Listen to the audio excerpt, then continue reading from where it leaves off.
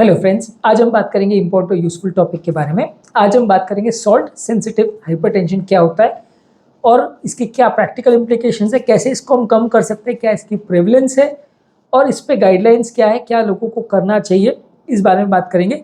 Basically काफ़ी important topic है। काफ़ी लोगों को बोला जाता है कि आपको सॉल्ट सेंसिटिव हाइपरटेंशन है। लोगों को लगता है पता नहीं ये किस चिड़िया का नाम है, ये होता क्या है, क्या बाकी हाइपरटेंशन बिल्कुल ही नॉन सॉल्ट सेंसिटिव होता है। तो आज उसको हम डिस्कस करेंगे। टॉपिक पर जाने से पहले जो लोग हमारे चैनल पर नए हैं उन्हें रिक्वेस्ट करूँगा कि वीडियोस को लाइक करें, चैनल को सब्सक्राइब करें और वीडियोस को शेयर करें। सॉल्ट सेंसिटिव हाइपरटेंशन का मतलब ये है कि ज़्यादा नमक खाने से ब्लड प्रेशर बढ़ता है, कम नमक खाने से ब्लड प्रेशर कम होता है। कुछ लोगों में ये प्रेवलेंस, इसका इफेक्ट ज़्यादा देखने को मिलता है, तो उनको सॉल्ट सेंसिटिव माना जाता है। यानी कि अगर नमक ज़्यादा लेंगे तो उनका ब्लड प्रेशर रेगुलेशन ज़्यादा अफेक्टेड होगा एज़ कम्पेयर टू दूसरे लोगों में। थोड़ा बहुत तो देखिए सब में ही फ़र्क पड़ता है कि अगर आदमी नमक ज़्यादा लेगा तो ब्लड प्रेशर बढ़ेगा और नमक कम लेगा तो ब्लड प्रेशर कम होगा। ये थोड़ा बहुत तो सब में फ़र्क पड़ता है, लेकिन 50% लोगों में ऐसा पाया गया है कि टोटल हाइपरटेंसिव पॉपुलेशन में लगभग 50% लोगों में ये पाया गया है कि नमक से उनको ज़्यादा फर्क पड़ता है। यानी कि नमक बढ़ा देते हैं तो बीपी ज़्यादा जल्दी शूटअप होता है, नमक कम करते हैं तो बीपी ज़्यादा जल्दी ड्रॉप होता है।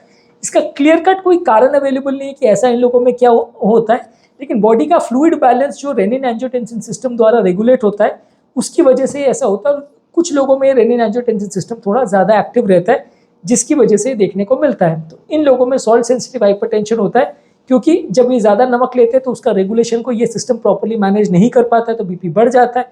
जब वो कम नमक लेते हैं तो अगेन इसका रेगुलेशन उतना प्रॉपर नहीं होता जितना बाकी लोगों में होना चाहिए, तो इसकी वजह से बीपी कम हो जाता है। तो सॉल्ट सेंसिटिव हाइपरटेंशन बेसिकली मतलब ये है कि इनका जो ब्लड प्रेशर रेगुलेशन सिस्टम है वो नमक पर डिपेंडेंट है। नमक ज़्यादा तो बीपी ज़्यादा, नमक कम तो बीपी कम। कारण बॉडी के कुछ कंट्रोल सिस्टम्स का डिफेक्टिव होना या बॉडी का सॉल्ट सिस्टम को मैनेज करना जो प्रणाली है वो डिफेक्टिव होती है। बेसिकली ये रेनिन एंजियोटेंसिन सिस्टम जो है बॉडी का नमक का मैनेजमेंट को भी देखता है।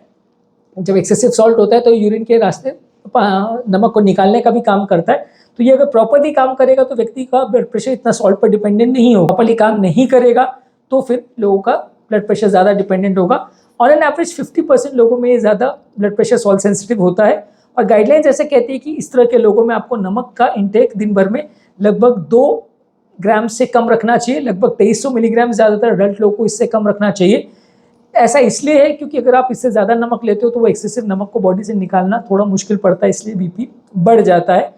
तो वैसे लोगों को नमक बिल्कुल कम रखना चाहिए। अब ये 2 ग्राम नमक मतलब दिन भर में एक छोटा चम्मच नमक है जिसमें आपका खाने पीने में मिलाया हुआ सारा नमक भी इंक्लूडेड है, साग सब्जी में डाला हुआ भी सारा नमक इन्वॉल्व है। तो आपको जितना बने कम नमक रखना है। एक अंदाज के लिए बता दूं कि नॉर्मली जो डाइट में नमक लेते हैं इंडियन डाइट में वो वैसे भी 8 से 12 ग्राम नमक होता है। और ज़्यादातर गुजराती क्विजीन है, नॉर्थ इंडियन क्विजीन है, राजस्थानी क्विजीन है, इस में तो और ज़्यादा नमक होता है क्योंकि ये लोग और ज़्यादा स्पाइसी खाना प्रेफर करते हैं। तो उसमें सोडियम इंटेक और दिन भर में 8-10 ग्राम से भी ज़्यादा हो सकता है। तो आपको सब चीज़ों में नमक कट डाउन करना है और खासकर अगर सॉल्ट सेंसिटिव हाइपरटेंशन है तो और ज़्यादा कट डाउन करना है और दिन भर में 2 ग्राम को पर लाना है। नहीं तो वो एक्सेस सोडियम जो बॉडी में उसको निकालने के लिए सोडियम निकालने वाली दवा यानी डाययूरेटिक्स आपको देना पड़ेगा। तो वो दवाओं के वैसे थोड़े साइड इफेक्ट्स भी ज़्यादा होते हैं, तो ये मेडिसिन का प्रयोग करना पड़ेगा अगर आपको सॉल्ट सेंसिटिव हाइपरटेंशन है। तो अगर किसी को सॉल्ट सेंसिटिव हाइपरटेंशन तो क्या करने की ज़रूरत है, नमक का इंटेक कम करना है ताकि आपको ब्लड प्रेशर ज़्यादा ना बढ़े। अगर नहीं हो पा रहा उतना तो फिर आपको वो मेडिसिन जैसे कि डाययूरेटिक्स वगैरह देना पड़ेगा जो कि बॉडी का एक्सेसिव सोडियम को निकालता है। ये सॉल्ट सेंसिटिव हाइपरटेंशन थोड़ा बहुत जेनेटिक फैक्टर्स पे भी डिपेंड करता है। कुछ लोगों की फैमिली हिस्ट्री होती है जिसकी वजह से ये बॉडी का जो सॉल्ट का कंट्रोल सिस्टम है वो कॉम्प्रोमाइज़ हो जाता है। इस वजह से भी कुछ लोग को सॉल्ट सेंसिटिव हाइपरटेंशन होता है। परिवार में इसकी जेनेटिक टेंडेंसीज हो सकती है, आपके फादर को था या मदर को था तो आपको भी हो सकता है। तो ये इनहेरिटेड एक टेंडेंसी है। इसको कम करने के लिए आप आपका पोटेशियम इंटेक बढ़ा सकते हो। पोटेशियम बेसिकली एक तरह से सोडियम को काउंटर बैलेंस करने का काम करता है। ज़्यादा पोटेशियम लेते हो तो बॉडी का सोडियम कम हो जाता है, तो इससे ब्लड प्रेशर कंट्रोल करने में मदद मिलती है। पर अगर किसी को किडनी रिलेटेड प्रॉब्लम है तो उसको बहुत ज़्यादा पोटेशियम नहीं लेना चाहिए, नहीं तो किडनी वाले पेशेंट में नुकसान भी कर सकता है। इसके अलावा स्टडीज़ ने यह भी शो किया है कि अगर मेंटल स्ट्रेस ज़्यादा हो तो भी उससे सॉल्ट सेंसिटिविटी ज़्यादा हो सकती है। स्ट्रेस बॉडी के सिंपैथेटिक नर्वस सिस्टम को एक्टिवेट करता है जिसकी वजह से बॉडी का सोडियम मैकेनिज्म जो है कंट्रोल का थोड़ा सा कॉम्प्रोमाइज़ हो सकता है। तो अगर आपका बॉडी में सिंपैथेटिक नर्वस सिस्टम एक्टिवेटेड है तो आपको सोडियम का मैनेजमेंट डिफिकल्ट पड़ेगा। इसलिए मेंटल स्ट्रेस को कंट्रोल करना भी बहुत ज़रूरी है।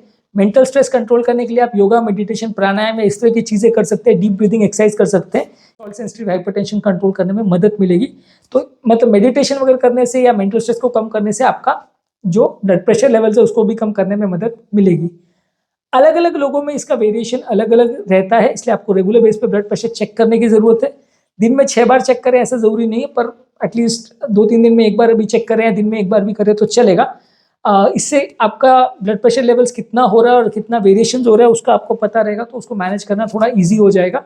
आपका लाइफस्टाइल मॉडिफिकेशन वगैरह चीज़ें वर्क कर रही हैं कि नहीं कर रही है उसका भी थोड़ा बेसिक आइडिया हो जाएगा। तो इसलिए ज़रूरी है कि आप आपका ब्लड प्रेशर को एटलीस्ट दिन भर में 1 बार या 2-3 दिन में 1 बार भी अगर चेक करें तो चलेगा, पर उसका चार्टिंग मेंटेन करिए कि किस दिन पे किस टाइम पे कितना ब्लड प्रेशर हो रहा है।